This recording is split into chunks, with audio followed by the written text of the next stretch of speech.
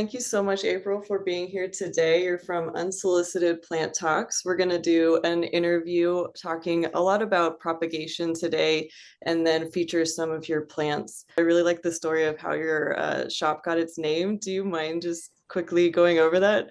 I was just like everybody else. I was a collector. I was buying all these plants. I was working as a full-time nurse, and plants were literally what was keeping me sane at the time. And my husband said, "Hey, you're spending a little bit too much money on plants," and he said, "You need to slow down." And I wasn't about to slow down. So back in the day, I didn't really have any friends or anybody that I can talk to about plants. So what I would do is I would go to my husband and my brother. And I would just force them to listen to me. They would roll their eyes and they would go, "Oh, here comes Unsolicited Plant Talks again." And COVID happened and I was taking care of my mom. And I said, "You know what? I'm going to kind of put nursing aside for a little bit because of the nature of what I was doing." And I said, "You guys know what? You guys don't want to listen to my plant talks. I'm going to make the whole world listen to me." And that's where the name came from. To this day, they say they all look the same. I'm like, "You've got to be kidding How, me." given that we do have a lot of members that have different microclimates around the Bay Area, how is that something that you factor into the way that you propagate? Do you do anything special to take that into consideration? So I've done a lot of I guess like trial and error in our greenhouses. When we initially started growing in the greenhouses, obviously we provided lots of humidity and lots of heat and all that stuff. But um, eventually what we ended up doing is lowering down the humidity slowly over time, getting all these plants acclimated to kind of like a temperate environment so that whenever people receive them at home, they can just grow them without a lot or without worrying too much about acclimatization of these plants. Um, we use cocoa husk, and I think the biggest problem, that not necessarily a problem, but the hurdle that we're encountering, and a lot of our customers that are encountering, is that husk does dry out a lot or much faster. And when you let them dry out completely, it's kind of harder to rehydrate. And that's when we started incorporating, we have neem cake, which is a powder version of neem. You can add that to your substrate. You can use it on anything, and it pretty much just adds that neem extract to the root system. I think the neem cake is a really good substitute. So yeah, do you find that that's a preventative measure basically against any pests that would hit your propagations, or is there anything else that you use on top of that? I know a lot of us struggle with mealybugs, especially. I'll admit I have some thrips right now. So, It, what do you do for abs- that? Absolutely. So the neem, we're not necessarily using it for mealybugs. It's not strong enough. So, but on top of that, we do a hybrid of chemicals and biologicals here. If you have a huge infestation of mealybugs, you don't really just want to use chemical right away because you want to take care of those mature and adult ones first. I do recommend they're called mealy destroyers. They're not your typical ladybugs. Overnight, they took care of a whole table for me. After that, you can use something systemic. If you're growing indoor, you can use something that like a systemic bonite, I think. But if you're growing outdoors, I would say probably look for something that's specifically for mealies that does not affect the bees. We use contos here and there. Although it's not specifically for mealies, they do kind of target mealies too. But contos is really, really good for mites. Do you find that there are any Hoyas that you struggle to propagate, and how do you troubleshoot? How do you go about that process? It's a trial and error, honestly. Yeah. Right now, I think the hardest one to propagate for us are the cool growers. And I think that just comes with because of how hot it is here. Uh, Bella, believe it or not, I'm having a hard time propagating them. They might root, but they won't grow as fast, or they're just not overly happy. So that's one of the things that I'm trying to still kind of figure out what we're going to do in the greenhouses. Yeah, lots of trial and error. I would say don't be afraid to try something new if you're able. I have a lot of trouble with Bella as well. I don't have her in my Ah, collection right now. I've had two rot on me and I was like, that's it, we're taking a break. I would recommend for something that's as thin as Bella or something with thin leaves, especially the smaller leaves, I would recommend having more than one node. However, Mhm.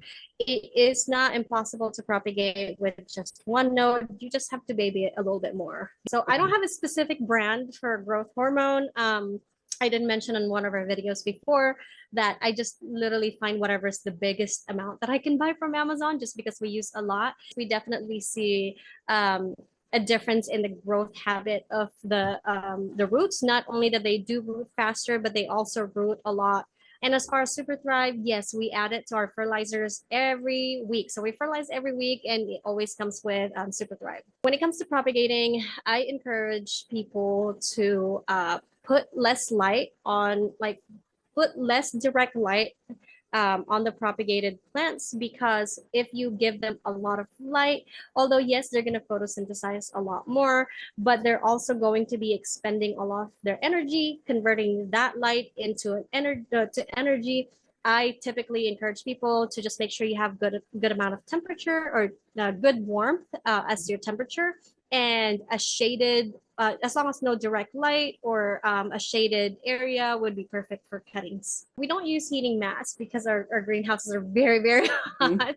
hot. But when I was just collecting and I was rooting, I definitely use heating mat every time.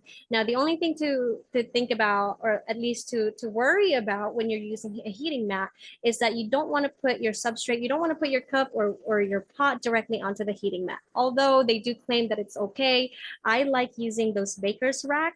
It's gonna take me a little bit to show all everything. If I could, I Yeah. would, because I mean the greenhouse is just so beautiful. So I love big leaves, and I know trends kind of change over time. And I think the trend right now is like cute small leaves, size and all that stuff. So I Okay. stick with big leaves, and I wanted to put a spotlight on this mama plant that we have. Ooh. So this is the what they call AH07. I am sorry, AH027, and this is the elephant. CV elephant is what they call it.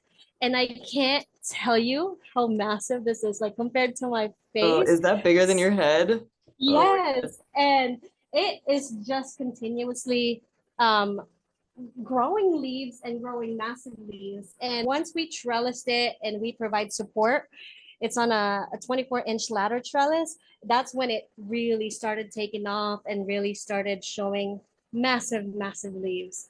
So this is Summeridifii. This Oh one my might be a goodness. little bit finicky, but this is like, look how big that is. Do you import a lot of Hoyas and how do you acclimate them once you get them? I used to. I Okay. used to import a lot of Hoyas because I felt like that would be the only way for me to jumpstart everything. Importation, it has its pros and cons depending on how fast you get those plants. It could be, a jackpot, or it could be, a heartbreak. Mhm. Unfortunately, the ugly truth is there's a big risk in importation. Do you find with that big leaf elephant that it's really a matter of trellising it and giving it a lot of support? I know that's generally what people say to get more leaves, but I mean, is that kind of your trick?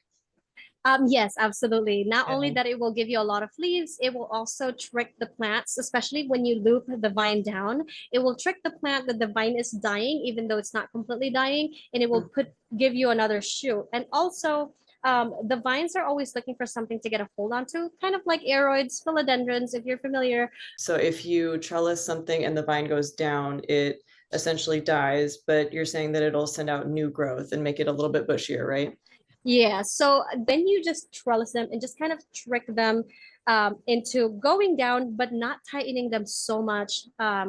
Or if it's long enough, making sure that the very end and the very tip is still facing up. So you make this loop that it actually doesn't die. However, the plant is still kind of stressed. So it would still Mhm. send a signal that the last node, and it would actually push out a new growth where the last node was that did not bend down. If that Do you have any more tricks for trellising? I know the counterclockwise rule.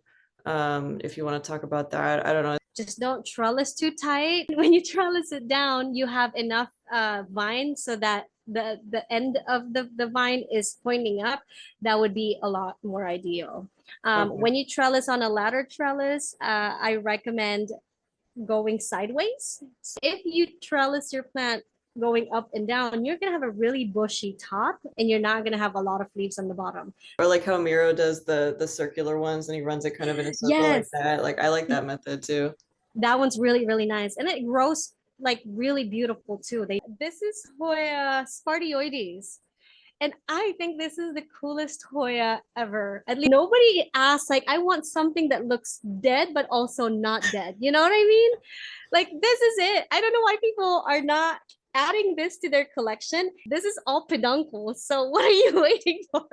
Does it bloom easily? I guess it does because Oh you have my a ton gosh. of seeds, right? Yeah, and this is also self-pollinating. So, Do you have and any seedlings that you it's can show? so these are the seedlings, and these took me a little bit to grow. And these probably took over a year to grow. And I didn't think that it would have taken me that long had I figured out that, okay, so when I was growing these, once I get these new sets of leaves, these are the leaves of Spartioides. This is what they look like. And once this plant is mature enough, it's going to drop these leaves because they don't really use leaves as much. So as soon as I get leaves on my seedlings, I start fertilizing. And when I fertilize, when they're seedlings, I usually fertilize with high nitrogen. First, I started fertilizing this with bloom fertilizer and it took off. So if you're growing one of these from seeds, once you see a set of leaves, you start fertilizing with bloom fertilizer because it's going to expedite the growth process of this plant. What do you think is coming up next? I mean, I kind of think it's species, not to bias what you say, but what do you think? I I think that's what it is. So it's Okay. either species or or flowers.